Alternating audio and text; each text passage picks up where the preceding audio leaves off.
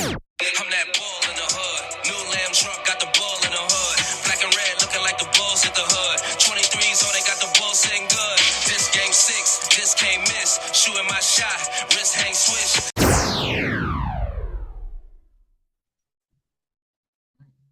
Welcome back, Bulls Nation, to another episode of Nothing But Bull. Today we have a very special guest. He's the voice of the most fire intro in the NBA, the Chicago Bulls PA announcer, Tim Sinclair. Tim, thanks for coming. Thanks for having me on, guys. Appreciate it. This is cool. I watched the Stacey interview. I feel like there will be less conversation at the beginning about dogs, but I hope to try to hold my own. So, yeah, for good reason. There's less conversation. Hey, a lot of that was supposed to be cut, but hey, I watched it all. It was great. I love dogs. I just don't have one of my own. So, dogs are the best. You watched it all, and you came on here anyway.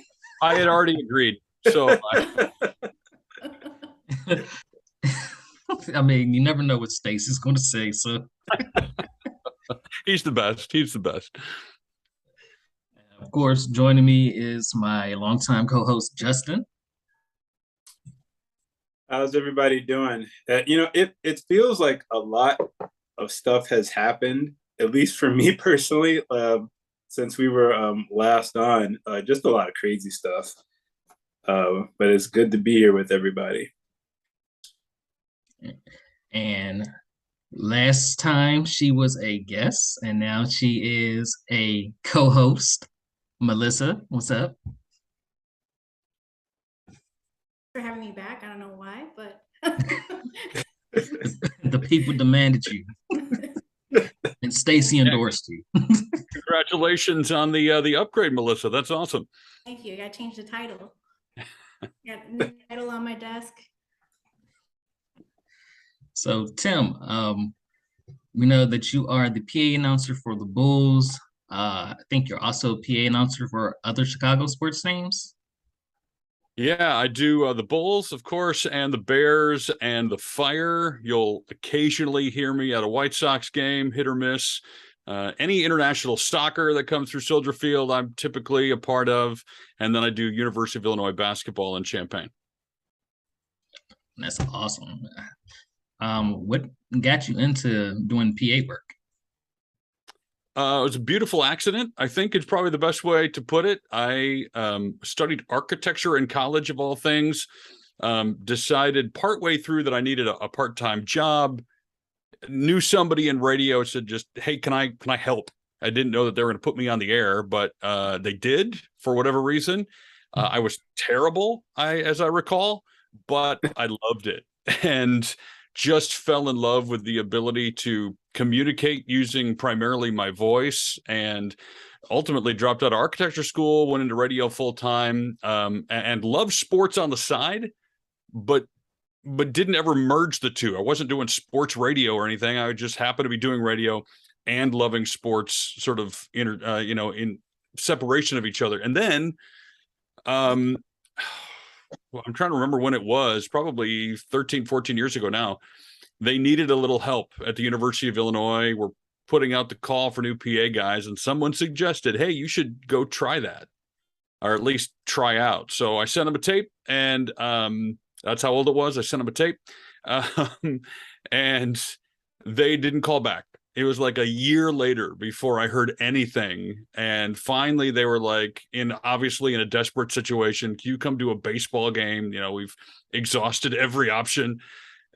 And so I went and did baseball, and like with radio, I think I was terrible the first time out, but fell in love again, and really realized this is something I want to do, at least on a part-time basis, kind of just for fun. But one thing led to another, and all of a sudden you find yourself doing more gigs and bigger gigs, and rather than 20 people at something, there are 200, then 2,000 and 20,000, and it kind of grew and became something that I never could have expected. I'm sure the floor seats help. It's a nice perk, that's for sure. That's for sure. Dead center on the floor for Bulls games. You can't get any better than that. Yeah. True. You're gonna have to go back and tell our viewers what tapes are. Because Seriously. Most don't know. Yeah, I was probably exaggerating a little bit with that audition, but I am old enough to have used actual cassette tapes. My time in radio was all editing digitally, so I'm not quite that old, but I was on the forefront of when digital editors were coming out. Tapes, we used to have to, take a pencil, and you guys are all younger than me, so I feel like I'm gonna have to go way back. Yeah, you'd have to wind the tape back in if it came out at all, and they were awful and clunky, but they were what we had, and so you would put one thing and then hit the stop button, and then you have to hit the record and play button at the same time again to start it record. It was a mess. So you're not missing anything. Enjoy all your digital stuff, and don't worry about looking back. you're not aging yourself, Tim. I had to do the same exact thing, so I know what you're talking about. All right, I feel a little bit better then. I do too. That's why I'm like, I knew it exactly. Yep. I think we're all TikTok about it if you haven't done it yourself. And we used to, like, I used to sit by the radio too, and it's like, you wanted to create a mixtape, you gotta wait until the commercial's done, that exact time, the best. I remember leaping over furniture to try to get to the tape player so I could record the song that had just started. You always miss the first 5 seconds because Right. you're like, is that it? Oh, that's it. And then you'd run over, and it was awful. Right. So do you have any, like, what was your first experience in front of a crowd? Like you said, you've done like in front of 20, 2,000, 20,000. Wow, that's a great question. Not doing public address work. When I worked in radio, we would often host concerts, and so you'd have the radio personalities that nobody wants to hear from on stage before the band comes out. And everybody's like, get off the stage. We want to hear whoever it is, not you. But we all had to go up there and talk about our station. So that was probably the first time in front of a large crowd where you just grab a mic and you'd have to fill a couple of minutes. But from when I was a little kid, my dad was a pastor, actually, and was a musician. And so he would get up and play the piano at events. And they used to want me to come, like, stand on the piano bench next to him, or sing or play. So I was always sort of familiar with that life, but had never dreamed of turning it into any sort of a career. I was just always comfortable communicating. I didn't particularly love speech class in high school, but I didn't hate it either. I didn't do any of that in college. I was only in college for 3 semesters, so it's not like I had a whole lot of time. But those were probably the first inklings of, this is what it takes to stand in front of a group of people and use my voice to try to communicate some sort of a message. There's only so much you can do when you're 3, but then when you get to be 30, at least it's not completely foreign. And so I'd never really thought about it before till you asked that question, but that probably has helped a little bit in the process. But you have a great energy about you. I was listening to some of your work over the weekend, and I don't want to be fake, so I'll have to admit that I have not heard you announce a game before, only because I have not had the means to actually watch, like, an actual game through the normal course. How do I say this? I have not had a streaming service that I could use in order to watch a game. So I've had to watch games in like crazy languages and all of that stuff. But you have a definite energy that comes out, and it's really great to be able to hear you. I appreciate that. And it's when stepping into a job, especially like this one, where everybody knows that intro. I mean, you could drop me into most any part of the world and start playing that music and do the "and now" thing, and everybody would instantly know what that is. And so when you walk in as the new guy after 2 icons doing it for 43 years or whatever it was, you want to be yourself. You want to bring a new or a different energy because you are a new, different person, but also you want to do history justice. And so there's a bit of a balancing act, and I didn't ever want to overthink it because I thought that would probably make it less genuine, but I did want to pay it its due respect. And so the goal has been to be me, be authentic throughout the whole thing, but also realize what this is, what it means to Chicago, to the NBA, to sports in general, and hopefully all the pieces would fall into place. And I got to say, I've been really fortunate that by and large people have been incredibly accepting, and for that I'm really thankful. Yeah, you definitely do a great job with the intro. Yeah, actually, one of our followers wanted to ask you that question. The hardest thing about following the footsteps of Tommy Edwards, but you pretty much answered it. Like, those are some pretty big shoes to fill, but you nailed it. Well, thank you. The story of the tryout was interesting because I'd been doing the Pacers for a couple of years. I thought I was never going to leave. I got my NBA opportunity, and I love the Bulls, but I got my NBA job, and I didn't expect the Bulls job to ever come open. And so I was happy, but then it did.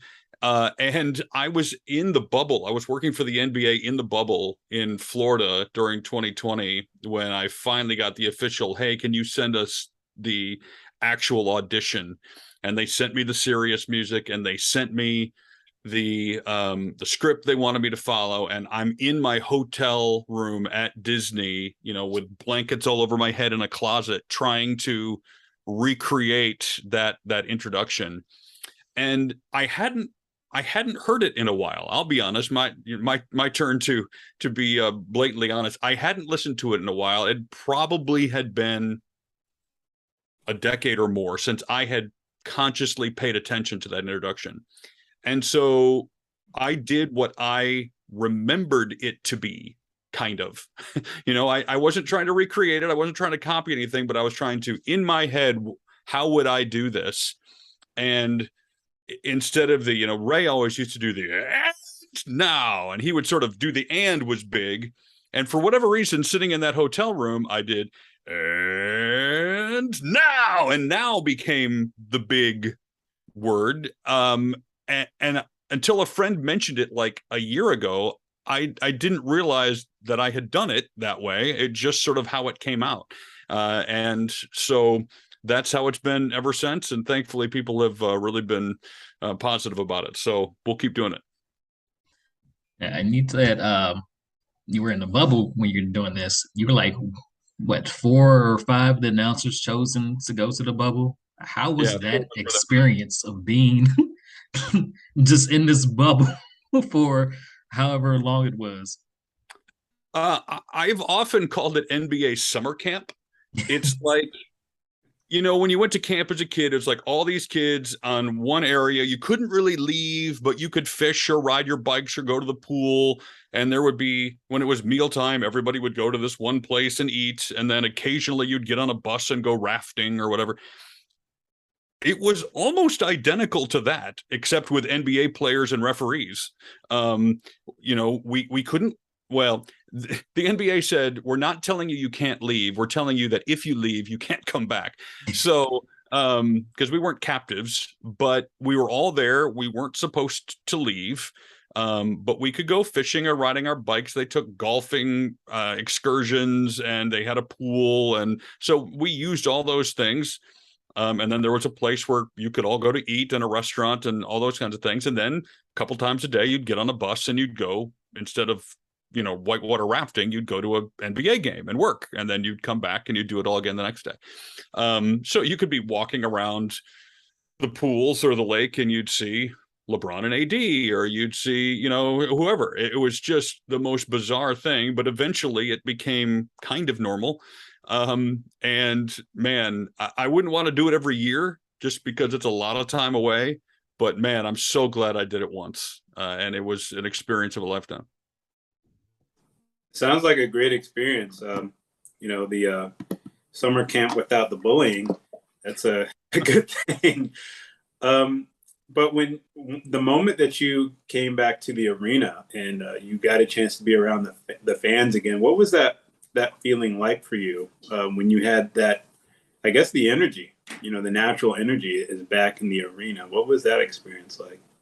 Yeah, well, after the bubble, we had an entire season of no fans. So it was not just that. I worked, I think I counted, it was north of 100. I don't remember exactly how many it was, but 100 plus events, football, basketball, soccer, with nobody. And it started to become normal too, which I hated. I hated that I was getting used to it because I didn't want to get used to it. The fans are what make it. And so the final 4 games of that 2020 to 2021 season, we finally got like 4,000 fans back in the building. And I remember, and that was my first experience in the United Center, with the exception of the All-Star game the year before, that I'd ever worked with people in it. And it already felt loud with 4,000 people because it was just so new and different, to have people there. And I remember going, man, if this team's any good next year and you get 20,000 fans excited to be back here, it's going to be incredible. And man, last year did not, I was not underwhelmed by any stretch of the imagination. It was incredible to have people back. Same thing at Soldier Field, to have stands packed with people who just are happy to have sports, and win, lose, or draw, are excited about it. Chicago fans are the best in the world. And man, I never want to go back to having to, just hear my own voice literally as the only thing echoing around a stadium while a game's being played, because nobody wants that. Well, I mean, it could have been a bright spot for us because we've had some pretty rough lineups that we've had the past couple of years, to say the least. But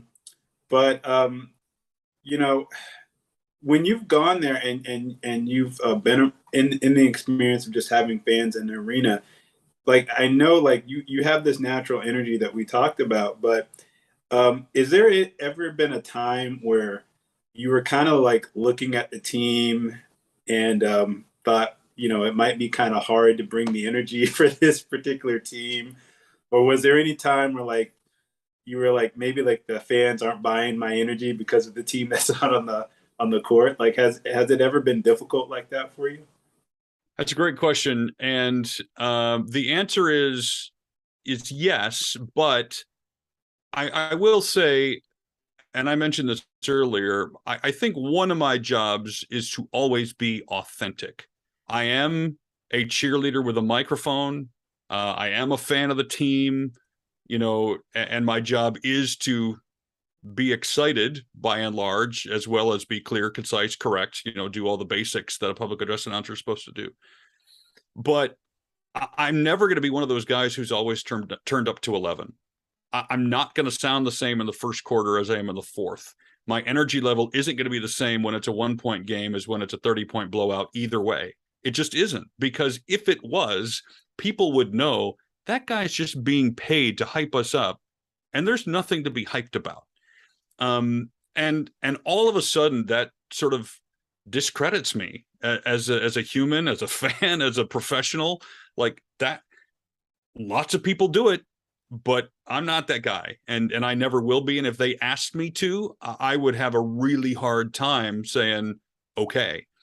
That doesn't mean I'm not going to bring energy even if we're losing. It just means that I believe, supposed to reflect what the crowd is feeling or should be feeling in a moment. So a lot of times it's easy. When they're excited, I'm going with them. Sometimes we've got to lead them on a journey a little bit, and it's my job to kind of lead that charge. But as a group, we're not going to try to do that when you've lost 10 in a row and you're down 30 in another game. We understand that, and I understand that. And so I'm going to try to be sensitive to that while trying to make the presentation fun, while still trying to be a cheerleader and help encourage these guys. I'm never going to put myself in a position where I feel like nobody wants to be excited, nobody is excited, and I'm going to be this gigantic sort of caricature of a human trying to take people somewhere they don't want to go. So it's a balancing act, right? You got to do your job. You got to do it well. And I hope I can, and I hope I do, and I have when put in those situations. But you got to be cognizant of the situation, read the room. I say that all the time. And, sometimes it probably will feel to some like there's more energy than from me or from someone else on the team than the room warrants. But we try to do our best at that, and hopefully it comes through. Do you have like a most memorable game? Sorry. Do you have a most memorable game of all of the sporting events and all the different teams that you've been involved with? Do you have like a most memorable game? Man, that's a great question. I would say there are a couple just by the very nature of what they were. I've been fortunate enough to do 2 of the last 3 All-Star games. So All-Star in Chicago, All-Star in Cleveland. Man, both of those for different reasons were incredible. The one in Chicago, just because it was in Chicago, Kobe had just died, and we had all sorts of things that we were doing. So I had to keep my emotions in check through that, because we were doing all these very heavy reads about him. And it started with that spotlight on Dwayne Wade and Candace Parker. And so that was super memorable. This last year was the 75th anniversary. And so as each of those guys, the top 75 walked out, I was the one introducing them. It was like me and TNT for half an hour, basically, which was a little strange, but it was a sort of career highlight. Actual gameplay is probably soccer. Ironically, Messi and Argentina came and played in Chicago in 2016 for Copa America. He was hurt, and so we had 60,000 people filling Soldier Field, including my 2 kids, who were there hoping to see him play, and he wasn't in the starting 11. And the air was kind of taken out of the building, and everybody's like, we just paid hundreds and hundreds of dollars for these tickets to not see the greatest player in the world. And with about, I think it's the 60th minute, he jumps off the bench or runs around the corner from where they were warming up and checks into the game. And the roar was insane. And if that wasn't enough, in the next 25 minutes, he scored 3 goals. And it was one of the most incredible things I've ever seen.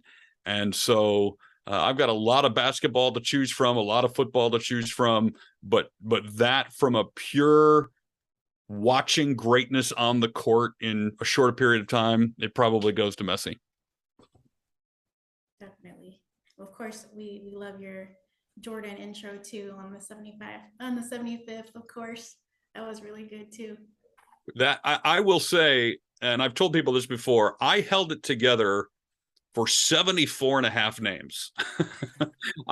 You get in this because you have, I've got people talking in both ears and tapping me on the shoulder and trying to, for timing and TV, and they got to wait to make sure the cameras are in the right place. One funny story during that, of course, Rodman was part of that group. And as you might imagine, lining up 60 or 70 of the greatest basketball players ever in the wings of this arena is not an easy task, to get them there on time, to get them in the right spot. But it went flawlessly. And we were in the middle of it, and I'm hearing everybody in my ears while I'm talking. And all of a sudden, as I'm saying the name right before Dennis Rodman, I hear in my ear, "We don't have Dennis. We don't have Dennis." Of course. So, Oh my goodness. of all the guys, On brand. everybody's money would have been on that. And so I'm kind of like, okay, I'm not going to start talking yet until I know, because they had pictures of everyone in case someone didn't show up. They could put that up as and there's a little bit of a pregnant pause, and I'm kind of looking at my director, and then I'm looking at the producer both ways. And it was just long enough to be slightly awkward. And then I hear, "We have Dennis, we have Dennis." And then it was a 6-time NBA champion. Then it just jumped right back in. And I don't think anybody noticed, but that was what was going on behind the scenes as we're talking. And then we get to Michael, and a lot of people didn't know he was going to be there. I was aware of it, that he had landed and made it. And I got to about that, a 6-time NBA champion, and they showed him on the screen, and the sound in that building, like it's going through everybody's microphones into my headset, through my microphone into my headset, and it was so loud and so dramatic that I had to take a second, and on my Twitter feed you can hear that, and then push my way through the rest of it. And it was a bit of an emotional moment, but it was one I won't forget for sure. Definitely a reason he was 75th. They saved him for last for a reason, partially because of his flight, but Nah, just leave that out. I don't think he would have had it any other way. No. So Tim, you have all of these great players surrounded by each other, and can you tell us, like, do you have any stories of any trash talking that might have gone on in between with those guys? I can hear some of it. And what I hear a lot of is coaches and officials. You'll hear players some, but they even courtside try to guard it a little bit. So not always, but sometimes. My favorite conversation was again a coach and an official. It was Steve Kerr when the Bulls were playing the Warriors. It was either last year or 2 years ago. I don't remember. I'm trying to remember which. And Tony Brothers was the lead official. I don't know how well you guys know officials, but he's been in the league a long, long time. And Steve is yelling at Tony about Kobe White, who was carrying the ball when he was dribbling. He was turning it over, and it probably was, but they don't call that very often. Steve's like, Tony, that's a carry. That's a carry. And finally, as they're running back down the court, now the Warriors have the ball. Tony's like, what? He goes, that's a carry. And at the time, Steph was dribbling back the other way. And Tony's like, on Steph? Because why would you call this on your own player? And Steve goes, yeah, probably, but I meant on Kobe White. And of course, nothing was ever called, but it's that kind of stuff you hear all the time that just, you got to try to remember in the flow of the game. But it's so funny. And one of my favorite parts of the job is being able to hear, some of those things that nobody else gets a chance to. That's a great story, Tim, but I meant at the ceremony, like with all of those great players, like, trash talking about how great they were. No, I wasn't. Sorry to misunderstand your question. No. It was still a great story. But I was not really close enough to those guys once they were all out there. I did run into, and one of these days I'm going to write a book called People I Met in the Bathroom. And it's just going to be, each page is going to have a name, and then you can switch it and there's going to be another name. And I met John Stockton, Hakeem Olajuwon, Clyde Drexler was in there.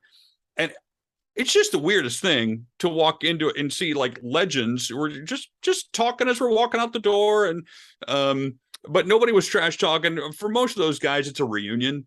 I think Jordan probably had some. There was some videos of that, of those guys saying, I'll take you right now. But most of those guys, it was like a family reunion for people who hadn't seen each other in a while. So I was unfortunately not privy to any of those trash talking situations. They're probably still afraid of Jordan anyway. Sorry.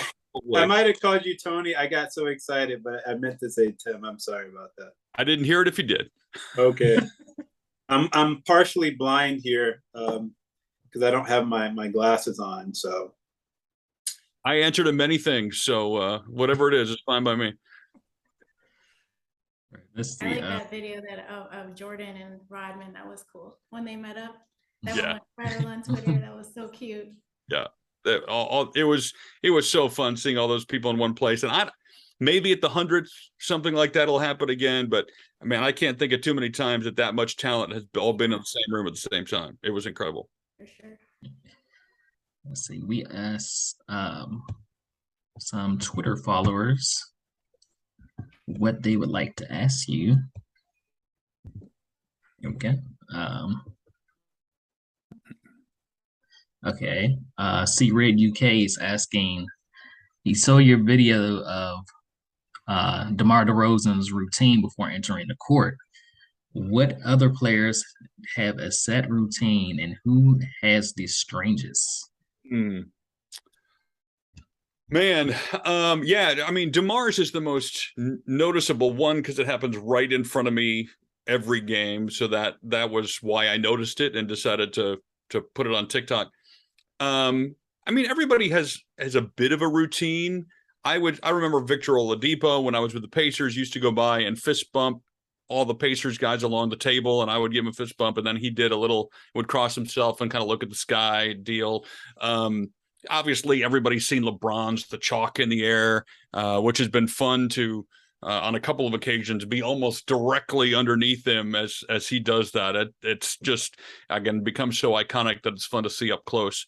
The strangest, and I don't know if he does it everywhere. I don't know if he does this at home, but Dwight Howard, every time he's come to Chicago, he does this little thing, and he's not even a starter generally, but will come along the table and he like stands right in front of me and pretends to like grab all these fake things off the table and like he's dumping them into this imaginary bowl and mixing them up. And then he'll grab whatever I have to drink. So I've had like a bottle of water, I've had a thing with Dr. Pepper in it, and he like takes it and pretends to dump that in, and he's like doing this whole kitchen segment right in front of me, and then does kind of like the fake LeBron thing with whatever he's mixed up, and then hands me my drink back and walks away. And I remember the first time I was like,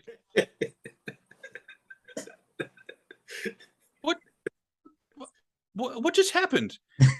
And so I thought, I don't know what I thought exactly the first time, but it has happened multiple times. And so in terms of ones that I'm involved with, that is the strangest. And we've never talked about it. He's never said anything otherwise.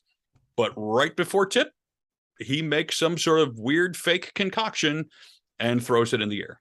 So Yeah, that's very strange. it's an interesting dude. Yeah, like don't touch my drink. Give me my Oh, Dr. Pepper. so speaking of touching things, do you have time for another story? Absolutely. Oh yeah, absolutely. So last year, and I've never told this publicly anywhere, so breaking news. During COVID, everybody was nervous about everybody, and so everybody was being careful. And Joel Embiid sits down in front of me to check into a game because they almost always sit on the table right in front of me, making it very difficult to see. And so especially if it's Joel, and he sits down, and as he's checking into the game, I see this thing out of the corner of my eye, and it's 2 Halls wrappers that he sets right like I could have touched them. They were right in front of me, and I was like,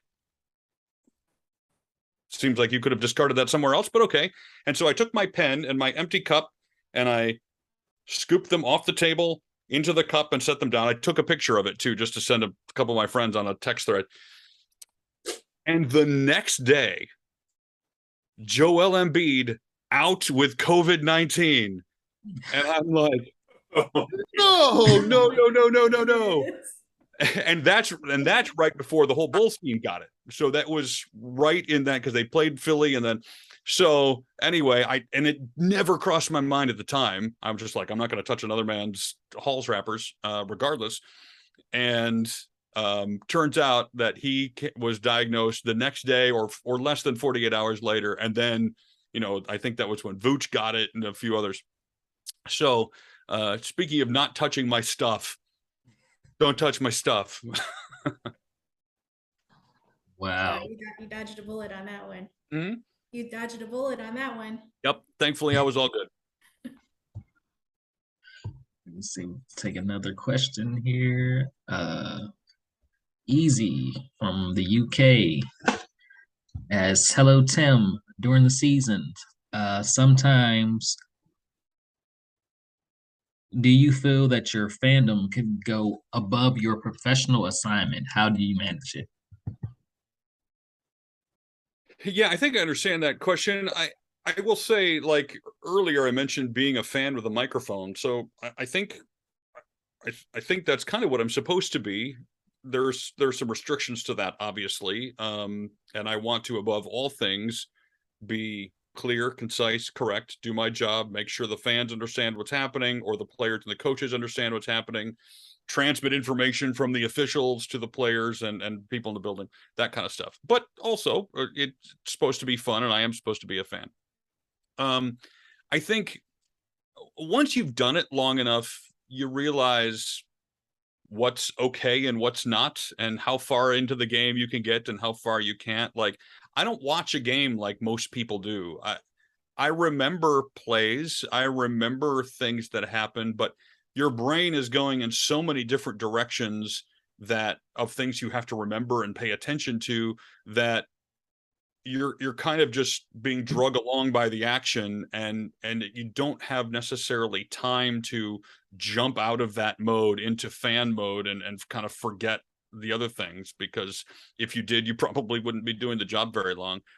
Football is definitely that way, because if in basketball there's a million things happening at once, in football feels like there's 10 million things happening at once. And I could go back and watch a game that I worked and probably not remember a lot of it seeing it the second time, just because you were so literally play by play, yard by yard, trying to pay attention to what's happening, that after the fact, it all becomes kind of a blur. So I haven't, and I'm not an overly emotional, like, I'm not a guy who sits at home on the couch yelling at the TV for most games. So it's not like I'm holding that part of myself back. That doesn't really happen, even when I'm not working. But eventually you do it long enough that you kind of know where you can live and what your brain needs to be focused on, and the rest, thankfully, has taken care of itself. Piggybacking off of that, like with so many things that are going on at the same time, do you have like a most embarrassing story? Did you ever make a mistake? I've made a few. The funniest Bulls related one nobody heard because nobody was in the building. It was 2020. So with no fans. It may have been 2021 by that point, but it was that season. We were playing the Lakers, and as I mentioned, I quite frequently have a player sitting in front of me during the gameplay, and so you're kind of doing this, trying to see around him. And this time it happened to be LeBron was checking in, sitting right here. And the officials, when they call fouls, me and our official statistician, Bob Rosenberg, everybody calls him Rosie, he's been with the team since they started, usually sit right next to each other. So when they motion, it's right at both of us. Well, in 2020, everybody was 6 feet apart. So Rosie was 6 feet to my left, and that's where they would signal. And then sometimes I would have to ask him for a little help. Well, I couldn't see the official because LeBron was in front of me.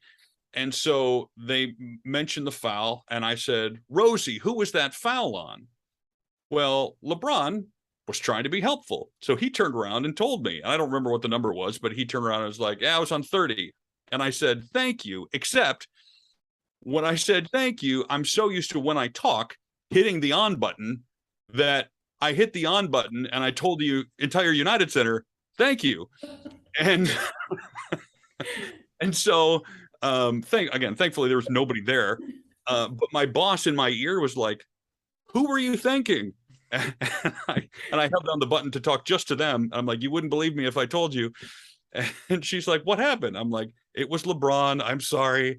And everybody was laughing about it. But it was just one of those things that you're just so used to hitting a button quickly when you talk. And I was talking to a player, and I hit the button. And so that, and I called Domantas Sabonis Bojan Bogdanovic once in Indiana when he was at the free throw line. And everybody got a pretty good kick out of that too. But when you say that many words, it happens. Yeah. Let's see, we have another question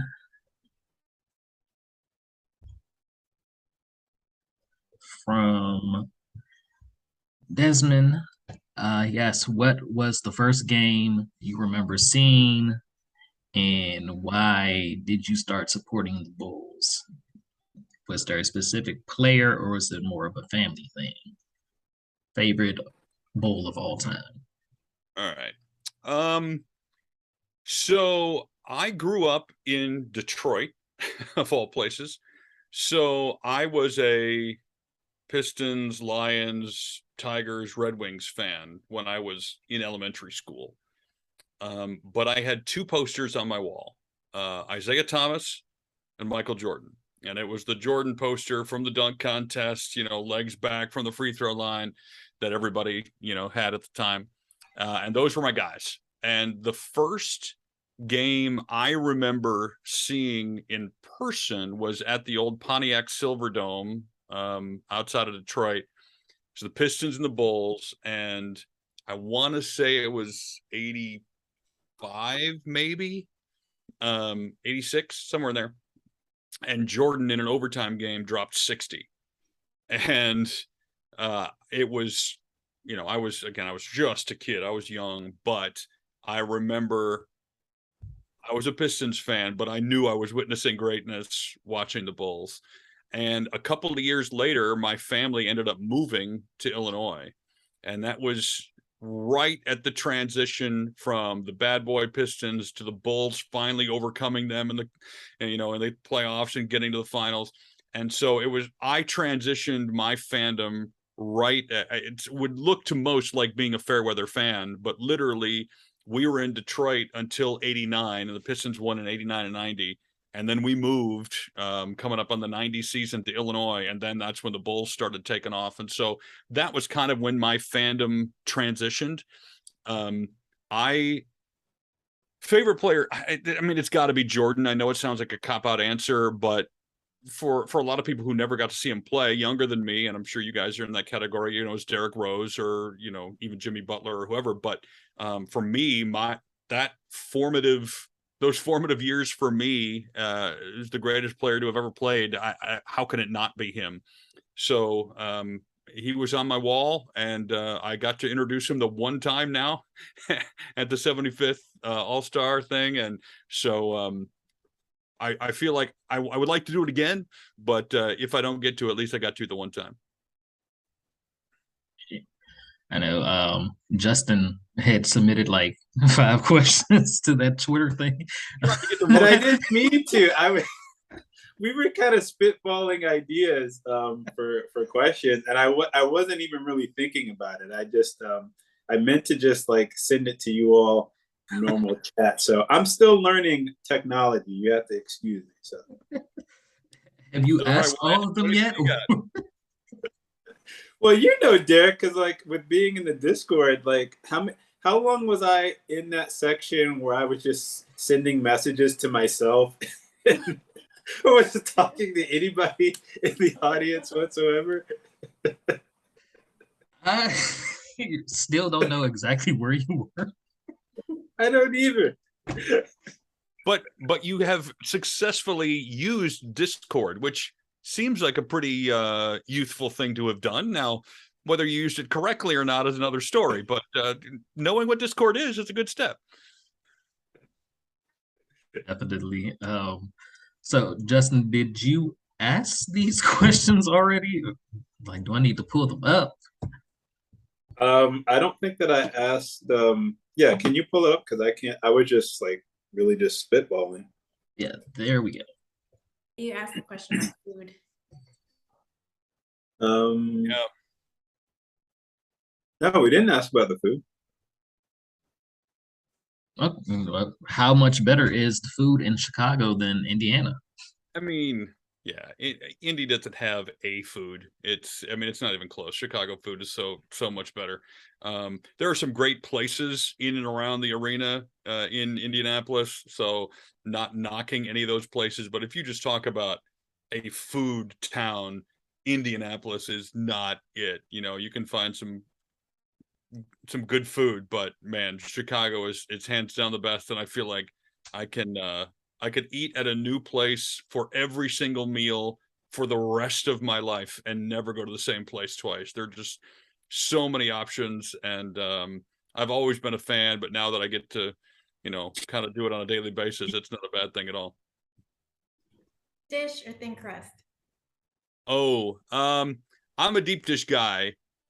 However, I typically don't eat the actual crust, like the very edge. Yeah. If they could and maybe you guys can work on this. If they could somehow market that thing right between the crust and the rest of the slice where that cheese gets extra crispy, Yeah. and you can almost pull it off in a string by itself. That stuff, man. So I good. stop right there because it's never going to get better than that on every piece. And if they could make just that, I would weigh like 1,000 pounds, but I'd be very happy. So what's your favorite for deep dish? What restaurant? Giordano's would be my choice, although you can't go wrong with Gino's and Lou Malnati's either. I'm never going to turn any of them down, but if I've just got to choose right off the top, I'm probably going to Giordano's. Also, they follow me on Twitter. You gotta say Giordano's then. You know, now that I think about it, Lou Malnati's might too. I need to check that. Malnati's is good about following too. Yeah, they might as well. So The controversial one, does pineapple belong on pizza? no, Oh, No, it does not. no. I like pineapple. Pineapple is good by itself. Thank you. I think I was I think my wife said something about, I think, being in Italy where you have to like sign a waiver, or like you're not allowed to do like pineapple on the pizza. It was some kind of crazy thing, but I wish I could remember the story because she was just telling me about that. It's like, no, you're not allowed to desecrate pizza. I was in Italy a few years ago and I had a lot of pizza. I don't ever remember seeing pineapple though. I had some weird stuff on pizza, but I don't think I saw pineapple, so that may be true. See, it's not as crazy as what I just said. All right. Let's see. What else did Justin ask? The most aggressive fan base that you've announced for. Oh man. And I also saw the first one, like which Chicago team do I enjoy announcing for the most? Let's get that out of the way first. I can't answer that question. You know that. But I will say that there are different things I like about each one respectively. Like you mentioned, we've talked about earlier, the courtside seats. In basketball, when you work the game, you are a part of the game. You're just surrounded by the fans. Everything that the players hear and see and feel, I hear and see and feel because I'm 2 feet from them. So I love the atmosphere of working basketball more than all the others, just because rather than being in a press box removed from everybody watching something happen, you're kind of a part of it happening.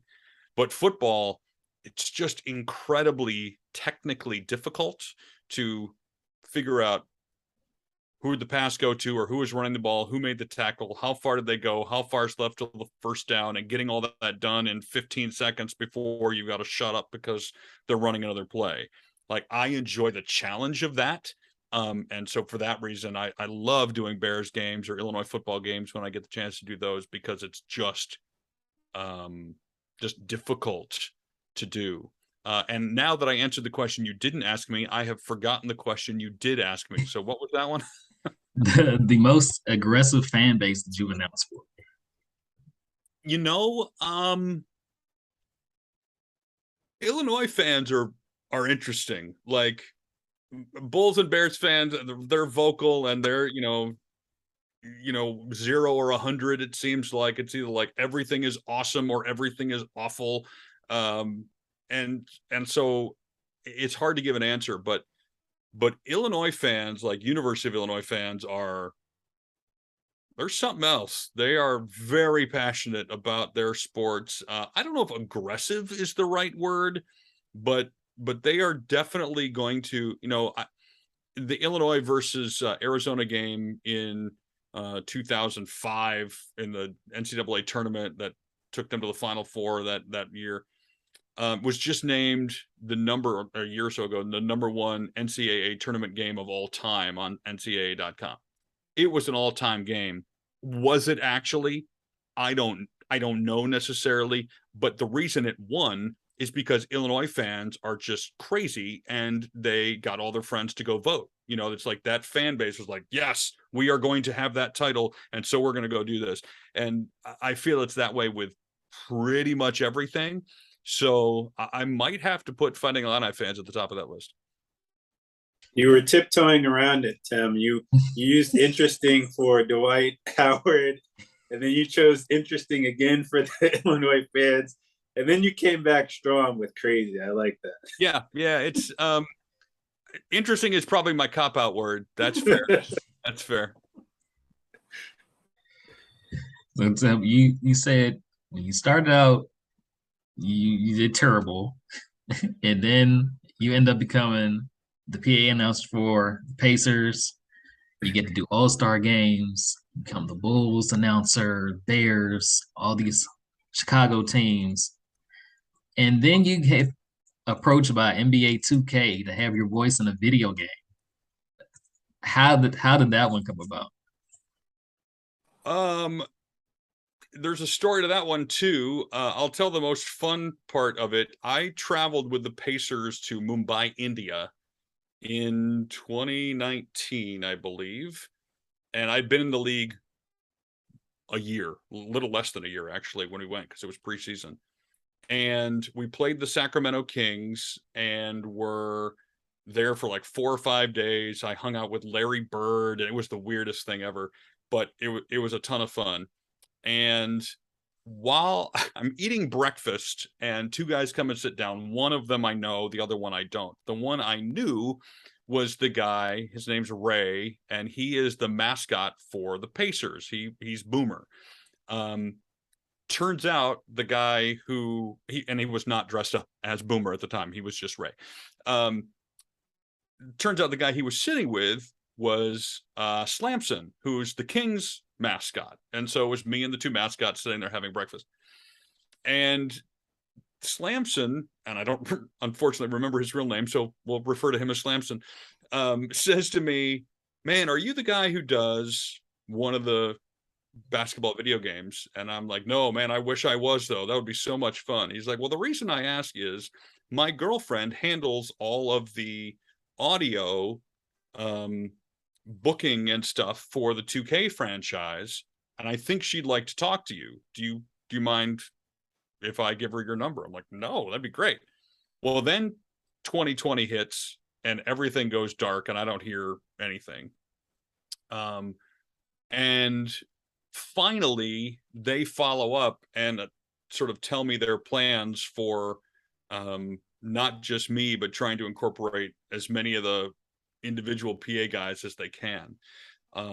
And the work itself was fun. I loved seeing the behind the scenes, though. I loved knowing how that goes together. How do they record it? Because there's so many different possibilities and so many different lines and so many different ways that a game could play out. How do they do that? So I got to at least be a part of that. I've gone twice now to Los Angeles for 4 or 5 days at a time, once for 22, once for 23. And they plan to keep having us back. And it's been, I don't play, but I have 2 teenage boys who play. And so I've gotten to see and sort of how that all plays out actually in gameplay. And it's been so much fun. I hope we get to do it forever, but even getting to do it a couple of times has been great. So your kids get to brag and say, when you're playing 2K, you're going to hear my dad. Right.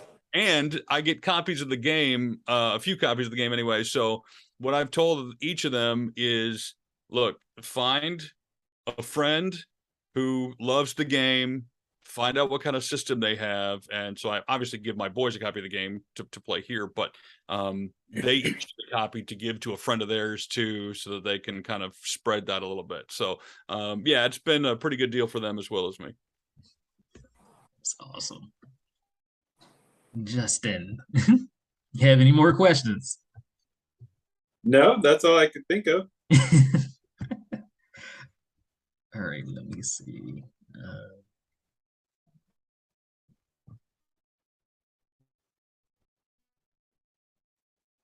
All right, Kirk Heinrich's burner asks, if the Bulls were going to trade Kobe White just by himself, what do you think they could get for him straight up? Well, Kirk should know that as a Bulls employee, I cannot comment on such things.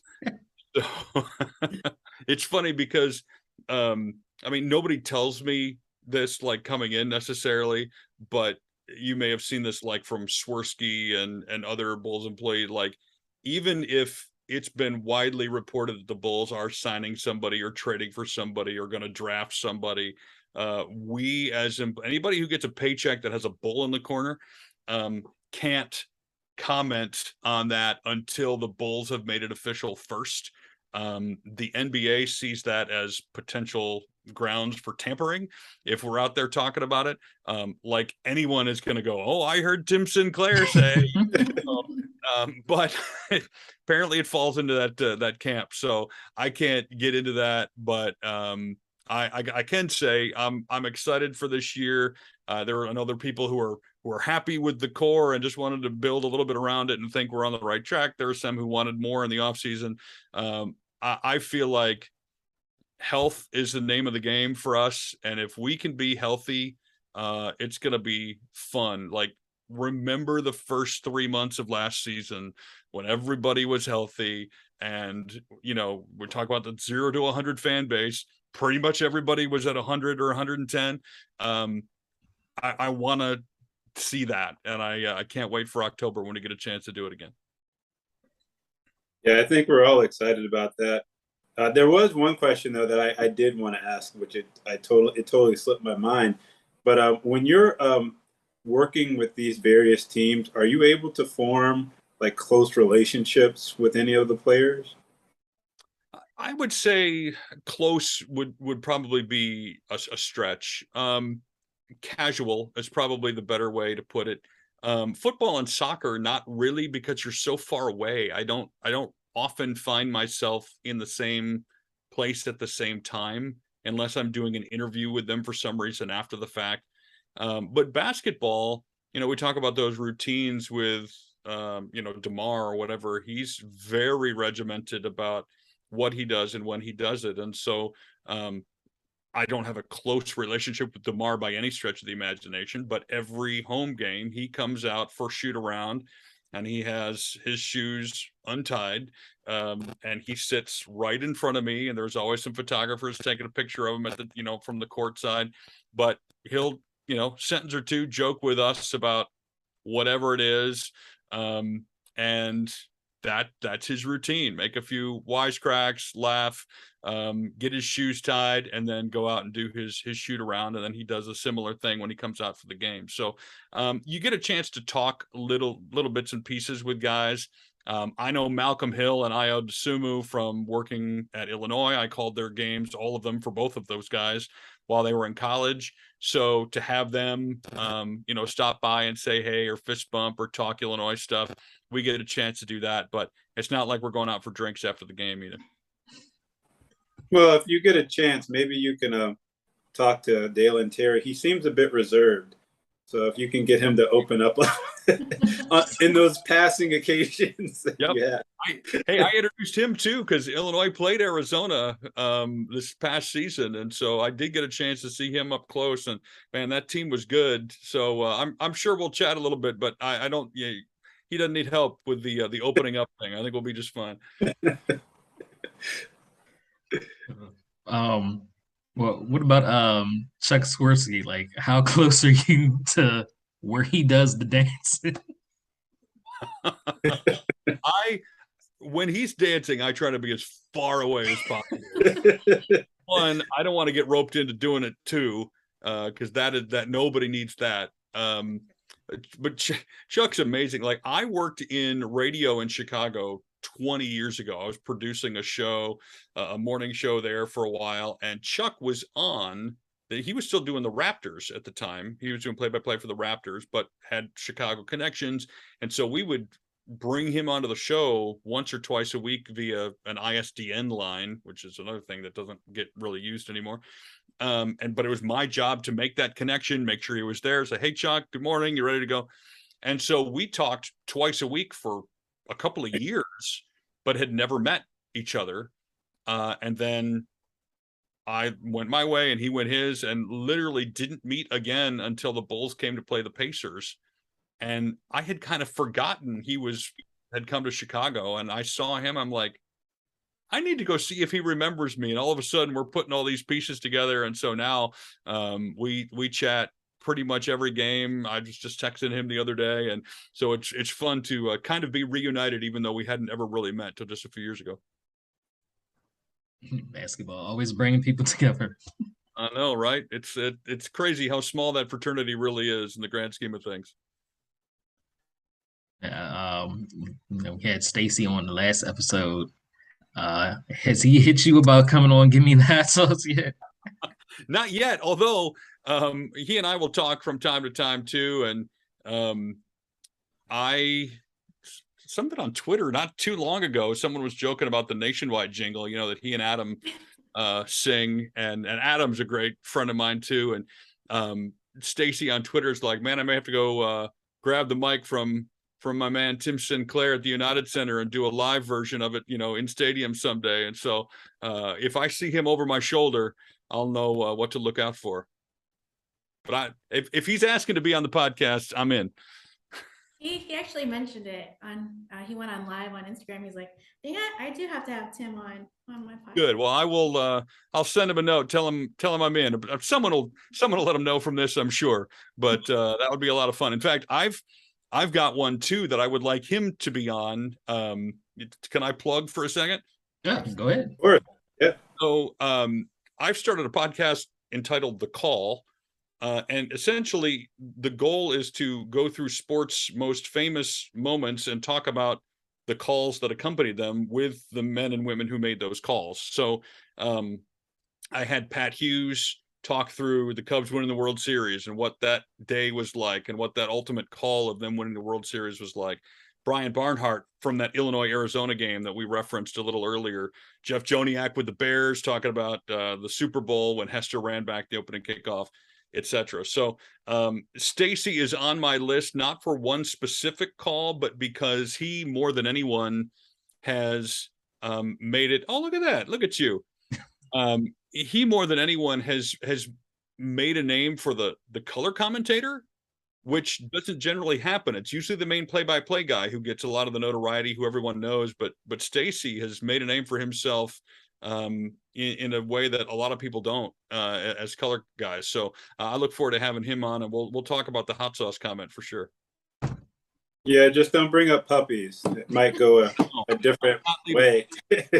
Mine is a documentary style, so I can edit out anything I want. So we'll leave.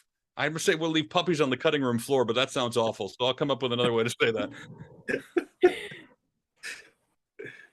You're CEO of a couple of companies too. You want to tell us about that? Sure. It was kind of like public address. It was a beautiful accident. I often say I accidentally started a startup working in radio. I wanted to get better audio for the stuff we were putting on the air and started a company called Ringr, RINGR. And it's basically a way to record a conversation, audio only, where both sides sound great, even though if you're using your smartphone or your computer. And as an outcropping of that, we literally just launched a product called Stump, STUMP, just like it sounds. It's an app for iOS and Android. And the goal is to make audio social. So you can create an audio, essentially podcast by yourself or with up to 4 friends, post it immediately. You don't have to have a podcast host. You don't have to pay for any editors, anything. You just do it right in our platform, can post it immediately and share it on the Stump platform and to any other social media you want. So it's kind of a free, instant social podcast. And I'm putting all of my podcast, The Call, there exclusively for now. So if you want to find it, just download Stump and follow me, and it's free. And we're really excited about sort of the traction that's already beginning to get. You go into stuff like that with fear and trembling because there is no way to make money at the moment. You create it and hopefully people will show up. So I appreciate you giving me a chance to talk about that. Hopefully it leads to more people showing up for Stump.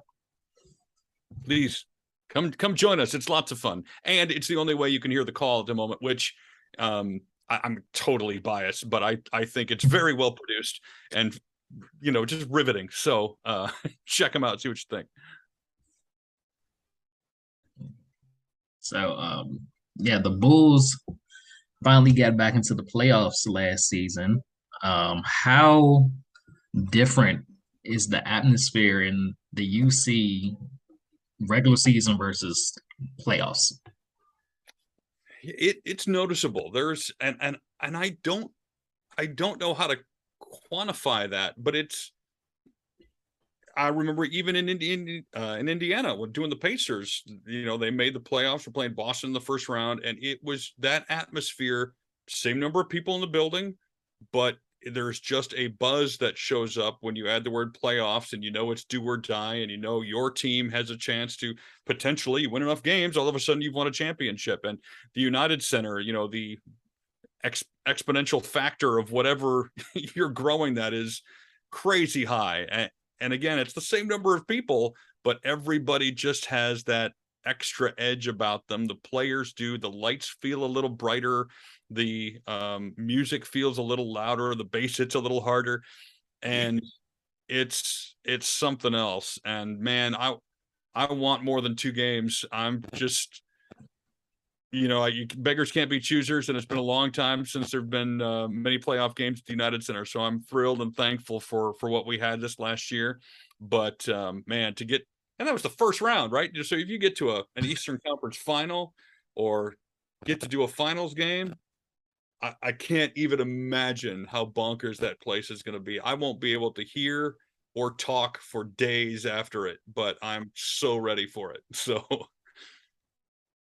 Is it ever times where it's just like so loud on a play that you kind of have to yell to make sure that the audience can hear you over them? I'm sure a lot of times they can't hear me. Quite honestly, it gets so loud in there, and I typically have one headphone on and one headphone off because I want to hear what it sounds like in the room, and sort of how I'm blending with everything else. Sometimes you can get 2 in your own head if you've got both headphones on and you don't have a good sense for how it all sounds.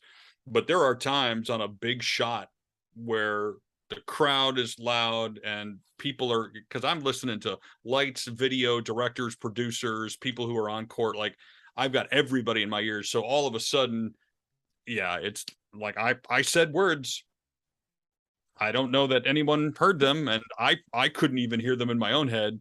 So but that means good things are happening, and chances are no one heard nor cares what I said because they were so excited about what's happening on the court. So that's fine by me too. Yeah, is there like a system in place when you're doing games? Like, what comes through your headphones? Like, is it just mostly off the top of your head, or? Both, I guess, is the answer. So there's a very specific script, because as is with everything in sports these days, everything is sold. So you've got to make sure you are following your obligations to whoever has sponsored whatever it is you're doing. But once the game is going, then it's just me. I mean, because you don't know what's going to happen. And so I sort of do my own thing during gameplay. But typically during timeouts, halftime, pregame, a lot of that is scripted or fairly scripted. Occasionally there will be, like, if you got the inflatable race on the court where the inflatables are running around, it just says Tim calls race. And so that's me just making it up as I see it on the court, kind of like a play-by-play guy would. But a lot of the other stuff at least has a framework that they would like me to stick to, because mainly because there's just no time. Like, we've got this down to the second. You got 3 minutes and 15 seconds most timeouts to get a whole bunch of stuff in, and we time that down to the second. So that stuff is scripted, but gameplay is not. Interesting. As a Bulls employee, are you able to speculate where you think the Bulls will end this upcoming season? If it, granted, we stay healthy. Yeah. What do you think? I mean, I could give some generalities and thoughts on. I don't know that I'm going to pick the number of games they're going to win. I think I heard Stacey say 50 plus, which I would be very happy with that. So I like how he's thinking. I do feel like a lot of the East has gotten better. I feel like the Bulls have too, but man, it's going to be interesting in the East. I think part of it will depend a little bit on where Durant goes, or or Kyrie, or however all that situation plays out, whether it's Boston, and maybe that's all been resolved by now. I've been seeing lots of rumors. So I would say, our ultimate seeding will be somewhere in the neighborhood of what we were looking at this last year. Would be my guess if I had to guess, and I can't bet, so I would not be betting. But 4, 5, 6 would be my guess, and not because the Bulls won't be good. I think they will be, but because it's going to be tight again. Like this last year, everybody was in a game or two of each other. You know, Milwaukee lost one game and they dropped from first to fourth or whatever it was. It was crazy in the last few games. So I think it will be similar again this year, and there's going to be a whole jumbled mess between 3 and 7-ish. And I would fully expect the Bulls to be somewhere in that range. So we're going to edit that out, and we're just going to say, have you say, number 1 seed champion.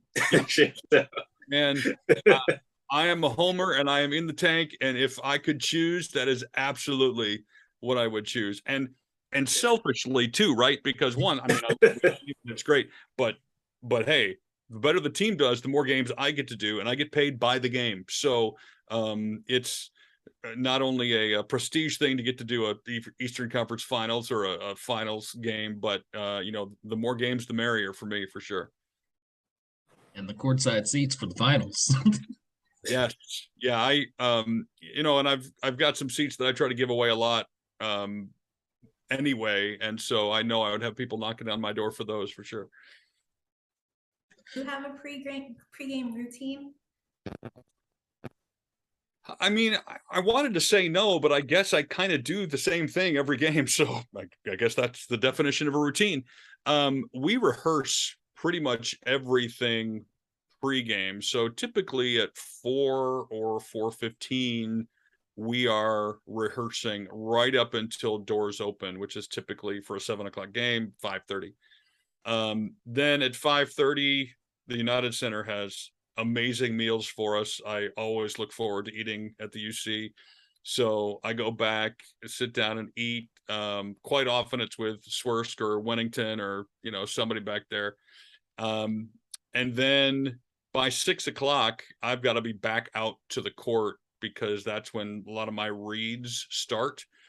So I'll finish whatever I'm going to eat, and then I'll grab a Diet Dr. Pepper, usually a little splash of cherry in there from the fountain, and I'll bring it out to the table, and I give myself that big of a cup because public address is 50% saying the right thing at the right time in the right way, and 50% trying to drink enough to keep your throat lubricated, but not so much that you have to pee in the middle of the game. Yeah. And so I give myself that much, and that's what I have for the entire game, because otherwise it's not ideal. Justin, What was that? I missed it. I said Dr. Pepper needs to sponsor you. Yes, they do. Hear that, Dr. Pepper? They also follow me on Twitter, by the way. Follow them. You got to give them a sponsor. TikTok too, I believe. So yeah, it's about time. I need to step to the plate. Are you drinking a Dr. Pepper right now? Is that what I saw? Diet Dr. Pepper. Yes, I used to do regular Dr. Pepper, but as some of you might learn as you get older, eventually the calories catch up with you. So I've got to not drink too many calories if I can help it. Let's sell this sponsor for Dr. Pepper. You want to give an audition for a Dr. Pepper commercial too? You know what? I think I did one on TikTok, kind of like just as a joke, and that's how they followed me. But it didn't come with any money, unfortunately. But it would be if something would be like, even just a personal endorsement, like, "Hi, I'm Tim Sinclair, public address voice of the Chicago Bulls and Chicago Bears. And when I need my voice to be strong for a game, I choose Dr. Pepper." Send that man the check, Dr. Pepper. Right? I come up with something better, by the way, but off the cuff, that's what we got. Right. And as a Bulls employee, I'm sure that you know that the Bulls will be having Bulls Fest September 3rd through 4th. Are you going to be stopping by? You know what? I'm not sure. I might just as a fan. That's kind of been my plan. Although I've had a couple of people say there may be a need and or interest to have me out there working. So I don't know yet. Typically, it's one of those things where they're like in their meetings, because thankfully I don't have to go to any of those. But in their meetings, you're like, yeah, that's totally what we should do. And then like August 30th, someone's like, has anyone called Tim yet? And so then I'll get a text or an email going, hey, so here's the thing. So we'll see. But it looks like a really fun event, and I will definitely plan to be there in some way, shape, or form. You're going to get that call August 30th. Tim, we need you for the 3-on-3 tournament. Yep, that's how it goes. I've actually got to be up there for a couple other things they're doing here over the next few weeks. Obviously not game related, so it may be at one of those meetings that someone mentions it. So we'll see. Justin, you have any more questions? He's still over there trying to figure out Discord. I really was, just looking at my phone, just trying to see if anybody was talking about, the show and the new show that's coming out, which we'll upload soon. But no, did we have any reads that we were going to do or no? He just gave a read for Dr. Well, Pepper. I know like the ones that we talked about though. I was just wondering. You guys thinking like a all-time Bulls starting five? Ooh. Out of all the rosters ever. Man, I've been on TikTok. I've been doing some all-time roster kind of, or NBA, top 5 all-time NBA. I did the Bulls intro because a lot of people wanted that. I haven't thought through my Bulls one. I mean, it'd be really hard not to have most of the mid-90s Bulls on the same team. But then you got like Bob Love from back in the day as a big man, and so maybe you do. Good Lord, you get really guard heavy because between Rose, Jordan, Pippen could be a forward, but then Butler's in there and Levine's in there. Like all of a sudden you're like the Toronto Raptors where everybody's 6'6". Like just the entire roster is 6'6" or 6'7". Gosh, that's really hard to figure out. I guess I would say, and I know I'm going to forget someone. People are going to yell at me for forgetting somebody. You got to have Jordan and Pippen and Rodman probably, and then slide Scotty to the 3, and you put Zach at Derek. All right, Rose, Jordan, Rodman, Scotty, and Bob Love, I guess. But you're leaving out Levine, you're leaving out Jimmy Butler, you're leaving out Joakim, there's no great way to do that. I guess that's why they make you pick a top 5 so everybody can be mad at you for forgetting their favorite guy. But I will. It's going to be difficult now, but I will do that on TikTok. I'll do the full-on serious music starting lineup thing and tag you guys. Looking forward to it. And speaking of Discord, so people are not like Justin. If you're watching on your computer, you can take your mobile device, scan this, it'll give you an invite to the Bulls Discord, and you should be able to work a little bit better than Justin did. I'm not gonna live that down, am I? I'm just gonna keep like first it was my face and needing to shave and everything, and now it's Justin doesn't know how to work technology. So I mean, you were the one in this conversation who brought it up, though. So I did. I figured I'd get the jump on everybody else before they start piling on me. Well, that was led to a natural plug for the Bulls Discord.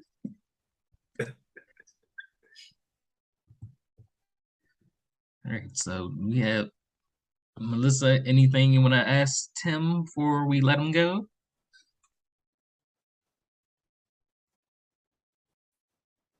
Big plans for the summer? Not so much a Bulls related question, but anything else?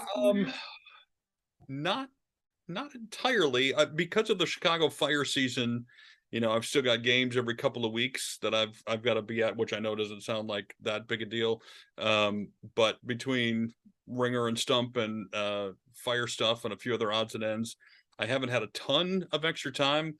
My boys and I spent the whole week downtown last week, and we did Sears Tower, Willis Tower, whatever you want to call it, which we hadn't done before. Did the architecture tour. Yeah, it's Sears, I know. So that was kind of fun, and we're gonna kind of do the same thing here in a week or two, or just sort of go out and explore the city. But in terms of travel, unfortunately not. I'm going to try as soon as the NBA schedule comes out, though. There's a little bit of a Bears window right before when the Bulls would be starting, and so I'm hoping I can find a week to get somewhere tropical for a few days. But you just can't make plans until schedules come out, because as soon as you make plans, then you're like, oh, we got a game right in the middle of that. So I've got to wait a little while, but once that comes out, I'll figure it out. Actually, I do have one more question. Yeah. What advice would you give to anybody looking to do what you do? What's a good place to start? Yeah, great question. There are a couple of answers to that. One of them, and this goes for any job really, you want to have ability, availability, and humility. So get good at what you do. Work as often as you possibly can, because repetition generally means you're getting better. The more you do it, it's that 10,000 hours rule. Availability, especially in this business, when people call and see if you can help them out, you have to make sacrifices to go do it. Because if they call you and you can't, they probably aren't going to call you again, because people who make these types of decisions are on deadlines. It's usually an emergency situation when they need to find somebody to fill in. And so if their jobs can be made easier by knowing when they make a call or send an email that you're available, that's going to be huge. And then humility is the other thing. Like, there's a lot of prima donnas, a lot of egos in this business of people who are just difficult to work with. They're going to be a jerk or demanding or too big for certain situations, that nobody wants to deal with that either. And so I've found, like, yeah, you got to be good. So that's the ability part, but you got to be ready, willing, and able. And then you've got to be easy to work with once you're there. You may have to help someone write a script because something didn't get done right or it doesn't sound right. So jump in and help. I was moving chairs at the All-Star game, or maybe it was in India, something. But I'm just sitting there waiting to rehearse, and they're trying to scramble to get all this other stuff done. I'm hop up and move chair. Like, it's not a big deal, but it also shows people that you're a team player and you're willing to, not just sit there and think you're king of the world because you talk. Like, there's nothing about that job that makes me or anybody who does it better than anyone else. Like, do what needs to be done. And so, not just for public address, but in anything, I think if you go at it with those three things in mind, you're going to be probably ahead of a lot of others who might not think that way. So those would be the three things I would say. And work as often as possible. No job is too big or too small. Like, I was doing the MLS All-Star game, which had 60,000 people at Soldier Field, and 2 days later I was doing an Illinois women's soccer game that had maybe 200 people at it. Like, great, give me a microphone, let me do the job. I just want to work, and those will lead to more things, and eventually you'll be able to pick and choose a little bit more. But when you're getting started, if you get an opportunity, you should take it. It's great advice. Thank you. And thank you so much for coming on the show too. So that kind of goes off of what the advice you just gave. We appreciate that. Oh, my pleasure. Thanks for asking me. And Stacy's shoes are big shoes, literally and figuratively, to step in after. But I appreciate the invite, and hopefully we'll get to do it again sometime. Thank you, Tim. You got it. Thanks. Thank you, Tim, for coming. You can follow Tim right here. Is his Twitter. He also has his link to his website, and make sure you download Stump and listen to the call.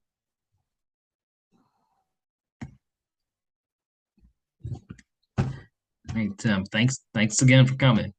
You got it, guys. Appreciate it. And we'll talk soon. Hopefully we'll see you at a Bulls game, or Yes. at least in the Twitterverse. But Well, you said you were going to make your way somewhere tropical. Like, does Florida count? Because I could use some tickets to a game. I mean, it counts. I was thinking maybe Mexico, but Florida's never out of the running. Hey, once you're south of Fort Lauderdale, they say you're in Cuba. So, that's the thing with being in South Florida. A lot of similarities, I'm sure. You never know. I've got some frequent flyer miles, so wherever those are able to take me is probably where I'll end up. Well, I need tickets for 2. Okay. All right. Well, that requires you getting to Chicago, not me getting to Florida. So it's all digital now. I don't have to hand them off to you. Right. I'm sure me and Melissa will see you at the UC. Justin, hop on a plane. Yeah, you Come got to to get up. Chicago. Yeah, definitely. Don't be strangers. Come up and say, hey, it's probably easier for you to find me than me to find you. But shoot me a message if you guys are at games, and we'll make plans to connect. All right, sounds good. All right, guys. All right, have a good one, Tim. Thanks so much. Thanks, Tim. Yep. Bye-bye. Then it's game over. The horn blows.